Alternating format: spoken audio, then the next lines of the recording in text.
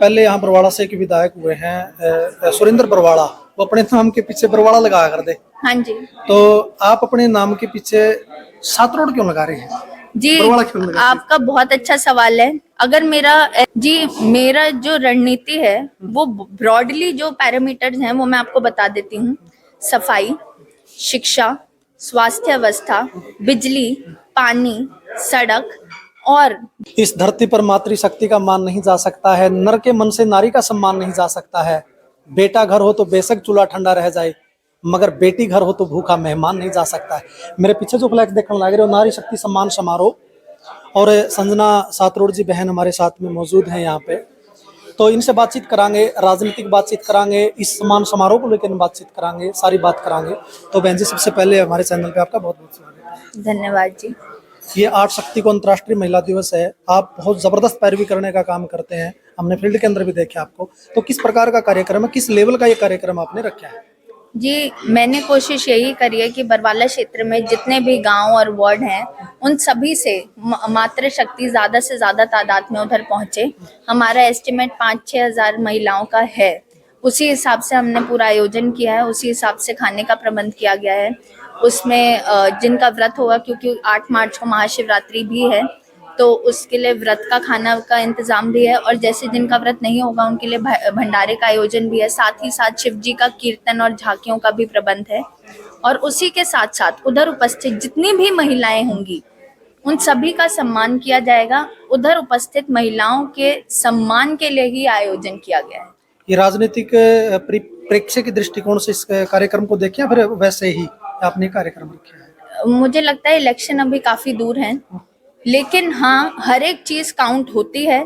तो अगर आप इसको राजनीतिक दृष्टि से भी देखना चाहें तो फिर मैं आपको रोकूंगी नहीं, क्योंकि लोगों को अपने प्रतिनिधि को पहचानने के मौके मिलने चाहिए। अगर मैं वो मौका लोगों को दे रही हूँ और कोई नहीं दे रहा है तो फिर मुझे लगता है उनको भी ऐसे काम करने चाहिए, क्योंकि जब तक लोग अपने प्रतिनिधि को पहचानेंगे नहीं, उनके काम के करने के तरीकों को समझेंगे नहीं, तब तक वो सही डिसीजन नहीं ले सकते।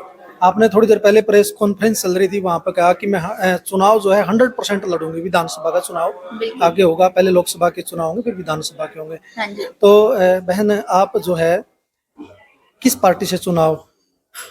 जी, मैंने प्रेस कॉन्फ्रेंस में भी एक साथी ने ये सवाल पूछा था, तब भी मैंने यही कहा था, हमारा जो संविधान है वो एक ऐसा दस्तावेज है जो हमें बहुत से अधिकार और कर्तव्य हमारे बताता है।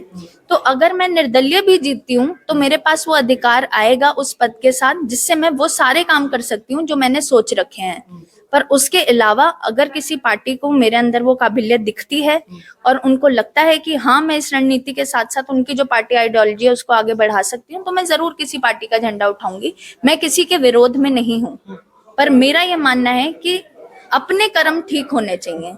आपको जो काम करना है आपका फोकस उस पर रहना चाहिए। जी। बहुत सारे मुद्दे होते हैं, बेरोजगारी है, शिक्षा है, स्वास्थ्य है। तो आप खुद बहुत पढ़ी लिखी हैं, वेल क्वालिफाइड हैं आप। हाँ तो किन मुद्दों को लेकर के आप जनसभाएं भी कर रहे हैं? आप पिछले 1 साल से बहुत ज्यादा एक्टिव हैं आप बरवाड़ा हल्के के हाँ अंदर। जी। तो किन मुद्दों को लेकर के आपकी प्राथमिकता क्या है कि बरवाड़ा के अंदर ये विकास नहीं हुआ? मैं जैसे ही आऊंगी यहाँ पे, लोगों के बीच में जाऊंगी, तो किन मुद्दों को आप उठाने का काम करेंगे? बस रूट्स ये सभी चीजों पे निर्धारित है, क्योंकि अगर ये जो मूलभूत जो हमारे जो अधिकार है, हमारी जो सुविधाएं हैं, हम तक पहुंच जाए तो हम आगे की सोच सकते हैं। क्यों दिल्ली में मेट्रो चल रही है और हमारे पास वो सड़कें नहीं है कि हम साइकिल चला लें?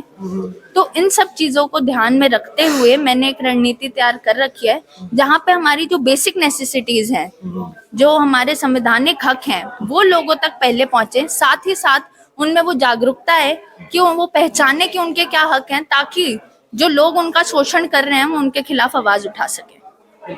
ऐसा कोई मकसद होता कि मैं बरवाला क्षेत्र से लड़ रही हूँ तो मैं बरवाला का फायदा उठा लूं, तो मैं ऐसे फायदा उठाने वाले कोई काम करती नहीं हूँ।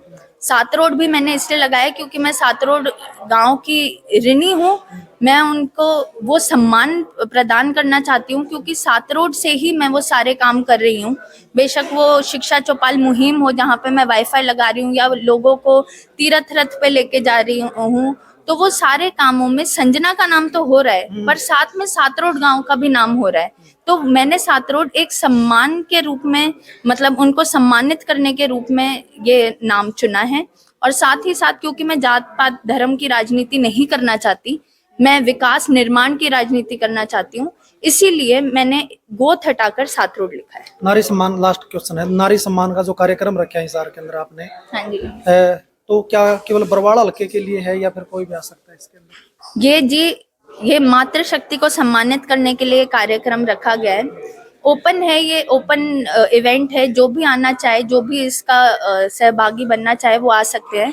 लेकिन हमने जो इनवाइट्स भेजे हैं वो बरवाला क्षेत्र में ही भेजे हैं। बरवाला क्षेत्र अपने आप में बहुत बड़ा है, उसमें 37 गांव हैं, उसके अलावा 19 वार्ड हैं, मील गेट एरिया है। तो अगर उधर से भी महिलाएं आती हैं, अगर मैं उनका मान सम्मान बहुत प्यार से अच्छे से कर पाऊँ तो मैं उसमें अपना मानूंगी कि हाँ मेरा इवेंट सक्सेसफुल हुआ है। तो चलिए, बहुत बहुत धन्यवाद आपका। ये थी वह संजना सातरोड जो है बरवाड़ा हल्के से पूरी ताल ठोक रखी है इन्होंने, और पिछले 1 साल से बहुत ज्यादा एक्टिव है। मतलब फील्ड के अंदर हम देखा, हाँ, चाहे खेलों की बात है या और कोई भी सामाजिक इवेंट होते हैं तो वहाँ ये बढ़ चढ़ करके भाग ले रही है। और ये तो भविष्य के गर्भ में छिपा हुआ है आगे आने वाले समय में, क्योंकि विधानसभा का भी टाइम रहता है, क्योंकि पहले लोकसभा के चुनाव होंगे पूरे भारत देश के अंदर, फिर हमारे हरियाणा प्रदेश के अंदर विधानसभा के चुनाव होंगे। उसमें आगे आने वाले समय में क्या कुछ रहेगा वो भविष्य तय करेगा। फिलहाल के लिए इतना ही। बहुत बहुत धन्यवाद। जय हिंद, जय भारत, वंदे मातरम।